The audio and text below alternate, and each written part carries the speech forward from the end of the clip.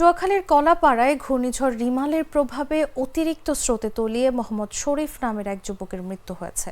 রবিবার দুপুরে উপজেলার ধুলাশ্বর ইউনিয়নের কাওয়ারচর এলাকায় এই ঘটনা ঘটে। নিহত শরীফ অনন্তপাড়া এলাকার আব্দুর রহিমের ছেলে। তার মরদেহ উদ্ধার করা হয়েছে। উপজেলা নির্বাহী কর্মকর্তা রবিউল ইসলাম এই তথ্য নিশ্চিত করেছেন। পুলিশ ও স্থানীয় সূত্রে জানা যায়, শরীফের ফুপু মাতোয়ারা বেগম কাওয়ারচর এলাকায় বসবাস করেন। ওই বাড়িতে তার বোনও ছিলেন। দুপুর 2টার দিকে অনন্তপাড়া থেকে শরীফ তার বড় ভাই ও ফুপাকে নিয়ে বোন ও ফুপুকে উদ্ধার করতে যান। এ সময় সমুদ্রের পানিতে কাওয়ারচর এলাকা 5 থেকে 7 ফুট প্লাবিত ছিল। সাঁতার কেটে তারা ওই বাড়িতে যাচ্ছিলেন। এ সময় ঢেউয়ের তোড়ে শরীফ হারিয়ে যান। এই ঘটনার 1 ঘন্টা পর ওই স্থান থেকে তার মরদেহ উদ্ধার করেন স্থানীয়রা।